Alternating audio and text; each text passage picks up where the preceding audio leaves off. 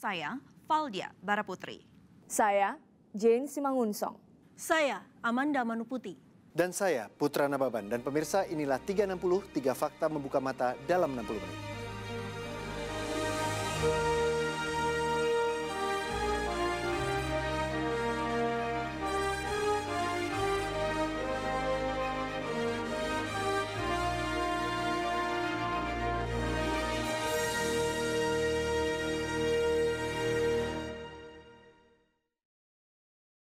Dalam sebuah penelitian Ma'rif Institute, Kota Bandung, Jawa Barat menempati posisi teratas sebagai kota paling islami di Indonesia. Di Bandung, upaya untuk mengintegrasikan religi dan teknologi terus diupayakan, termasuk melalui sebuah gerakan yang baru-baru ini Valdia Baraputri ikuti, Maghrib Mengaji.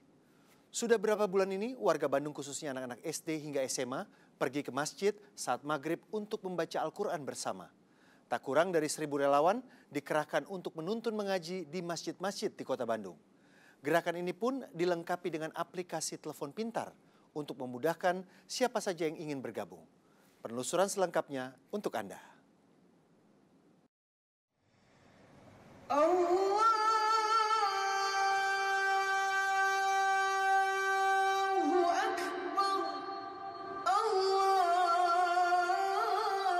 Banyak hal terasa berbeda ketika matahari terbenam di bulan Ramadan.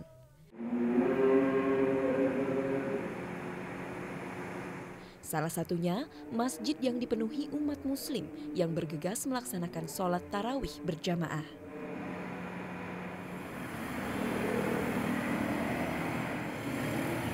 Namun di Bandung, ibu kota Jawa Barat, keramaian di masjid telah berlangsung sejak beberapa bulan sebelum Ramadan. Wali Kota Bandung, Ridwan Kamil, menginginkan keramaian di masjid terus berlangsung meski Ramadan telah usai. Jadi begini ya, kita ini hidup di perkotaan ya, Kota Bandung, kota metropolitan. Kota metropolitan ini orang tuanya sibuk kan begitu ya, anak-anak juga pergaulannya susah diperhatikan secara jelas dan lain sebagainya.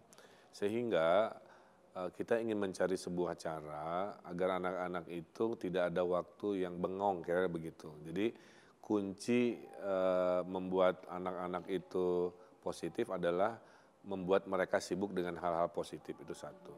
Kemudian kita menerjemahkan revolusi mental dari Pak Presiden dengan namanya pendidikan karakter kalau di Kota Bandung itu. Kita terjemahkan di Maghrib Mengaji. 9 April 2016 kita akan memulai sebuah gerakan yang insya Allah menjadi fondasi peradaban Islam di Kota Bandung, yaitu gerakan Maghrib Mengaji. Maghrib Mengaji adalah gerakan yang diresmikan pemerintah Kota Bandung pada bulan April 2016. Tujuannya sederhana, agar anak-anak dan remaja tidak menghabiskan waktu mereka bermain di luar rumah saat senja dan malam tiba. Namun, penerapannya sangat serius. 2 hari sebelum Ramadan, saya mencoba mengikuti kegiatan Maghrib Mengaji dengan menggunakan sebuah aplikasi. Lewat aplikasi yang dibuat sebagai pendukung gerakan, saya bisa mengetahui masjid mana saja yang mengadakan Maghrib Mengaji. Meski belum seluruh masjid di Bandung terdapat dalam aplikasi ini. Yang berwarna abu-abu berarti belum mengadakan Maghrib Mengaji, dan yang berwarna oranye berarti sudah mengadakan dan bisa dituju. Kemudian itu kan tujuannya sebetulnya sederhana, namun sepertinya prakteknya ini sampai dibikin aplikasi begitu kan. Nah tujuannya tuh apa Kang? Sampai sangat canggih seperti itu. Gini, Bandung ini kan mewakili kota-kota di Indonesia, masyarakatnya sangat medsos dan gadget oriented ya. Dari 2,4 juta penduduk di Bandung, 2,1-nya pengguna Facebook. Jadi tinggi sekali kan? Ya, maka seluruhnya ya. Saya komunikasi dengan media sosial itu sangat luar biasa memudahkan. Kan belusukan itu ada belusukan fisikal, ada belusukan digital, kan sama saja, merasa dekat. Nah, kita bikin apps itu sama juga supaya orang mau ikutan ya. Aduh maghrib nih pengen ikut ngaji, pilih aja masjid terdekat yang ada program, nanti dia ngikut gitu. Asyhadu an la ilaha illallah wahdahu la syarika lah wa asyhadu anna Muhammadan abduhu wa rasuluhu alladzi la nabiyya ba'dahu. Meski menargetkan anak-anak dan remaja, pada prakteknya siapa saja bisa mengikuti gerakan ini. Atau ada pengajian di sana. Seperti di salah satu masjid yang saya kunjungi ini.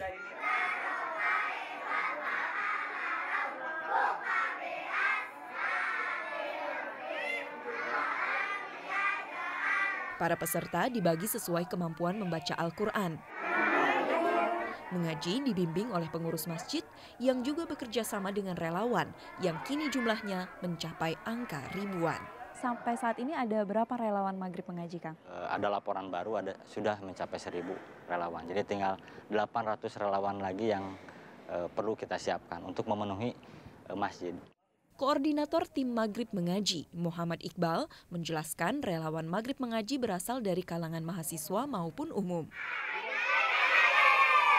Saat ini terdapat 3.800 masjid di Kota Bandung, namun hanya sekitar 1.800 masjid yang membutuhkan relawan. Seperti apa kualitas yang dibutuhkan, Kang, untuk para relawan ini? Minimal mereka yang pertama itu syaratnya itu yang punya kecintaan terhadap anak-anak. Terus yang kedua mereka juga paham secara psikologis bagaimana pengajaran terhadap anak. Yang ketiga tanpa pamrih. Itu sebetulnya tingkat kemauan dan kemampuan sebetulnya bisa mengikuti lah. Yang penting ada dorongan dulu, dorongan dari jiwa dirinya sendiri, ada kecintaan terhadap anak-anak. Alhamdulillah kita melangkahkan kaki ke rumah, ke masjid ini untuk apa? Untuk tolabul ilmi. Salah satu relawan Maghrib Mengaji adalah Ade Mulyadi. Qul a'udzu birabbil falaq min syarri ma khalaq. Pak Ade, sejak kapan mulai menjadi relawan Maghrib Mengaji? Saya mulai menjadi relawan Maghrib Mengaji itu sih sebenarnya sebelum dicanangkan oleh Pak Wali Kota Maghrib Mengaji. Kami juga kegiatan juga udah mengajak anak-anak. Namanya dulu kami BTAQ Al-Quran, baca tulis Al-Quran yang kami garap. Setiap maghrib? Setiap maghrib. Cuman dulu anak-anak juga tidak banyak, karena belum ada penekanan dari pihak pemerintahan. Sehari-hari Ade biasa berjualan nasi goreng di area yang tak jauh dari masjid. Namun di bulan puasa ini, ia membuat hidangan takjil di rumah bersama istrinya. Hidangan yang mereka buat sendiri ini kemudian mereka jual menjelang waktu berbuka puasa di sekitar Jalan Kebon Sirih, Bandung. Jika seluruh dagangannya laris, Ade membawa pulang Rp180.000 per hari. Kemudian Maghrib Mengaji ini tentunya sedikit banyak menyita juga waktu Bapak Ade. Itu Bapak mendapatkan kompensasi tidak? Saya tidak ada, karena kaitannya juga pertama juga kami ya, secara pribadi meniatkan bahwa kita itu mewakafkan diri saya untuk agama. Pertama untuk agama, yang kedua untuk masyarakat, yang ketiga untuk masjid. Tapi kita pure ikhlas ridho lillahi ta'ala, tanpa ada unsur-unsur apapun. Karena siangnya guru-guru Maghrib itu maisahnya udah punya maisah masing-masing. Selain mengaji, dalam kegiatan ini juga diselipkan kegiatan dakwah yang diisi oleh para relawan. Man farroha biduhuli Ramadan dakhalal jannah. Barang siapa yang bergembira saja belum melaksanakan saum Ramadan, dakhalal jannah, dimasukkan ke dalam surganya Allah Subhanahu wa taala. Ibu bergembira tidak ini? Kontennya 70% tadarus, mengaji Al-Qur'an. Nah, 30%-nya kita isi dengan pendidikan akhlak karakter. Dari ribuan relawan ini bagaimana cara memantau dakwah yang diberikan kepada anak-anak supaya tidak? Jadi kita ini ada forum komunikasinya.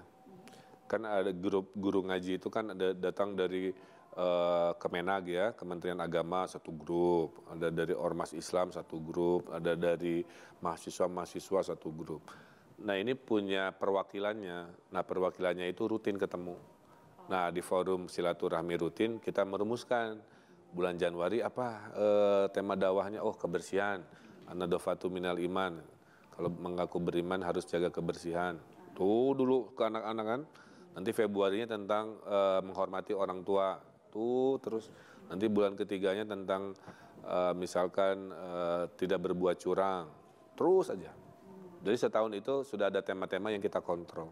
Jadi hal-hal yang menjadi basic begitu ya untuk anak-anak dalam masa pertumbuhan bisa dibilang seperti itu ya. Karena mereka dalam usia yang sedang mencari nilai, jangan sampai salah memilih nilai. Pertengahan Mei 2016, Bandung dinobatkan sebagai salah satu kota paling Islami di Indonesia. Predikat dari Ma'arif Institute ini didasarkan berbagai indikator, kebebasan beragama dan keyakinan, kesejahteraan, serta kebahagiaan. Sehingga kalau ada yang ingin mencari suasana keislaman yang baik, ya datanglah insya Allah ke kota Bandung, kira-kira begitu. Maghrib Mengaji tak akan menjadi satu-satunya gerakan yang didukung dengan kecanggihan teknologi di kota Bandung. Dengan terus membuat terobosan dalam teknologi dan religi, Ramadan tidak hanya satu dari 12 bulan, melainkan bagian dari setiap sendi kehidupan warga Parahyangan. Jadi ini langkah-langkah awal untuk menggabungkan atau mengkombinasikan teknologi dengan religi begitu ya Kang ya? Intinya kalau di kota Bandung, teknologi itu kewajiban yang akan dipakai di semua urusan. Mau urusannya religi, mau urusannya sosial, mau urusannya pendidikan, semua halnya akan disentuh, diakselerasi oleh teknologi. Harapan ini kombinasi religi dan teknologi adalah ciri khas Bandung, tetap gaul, tetap kreatif, tapi tetap religius, juga melek teknologi.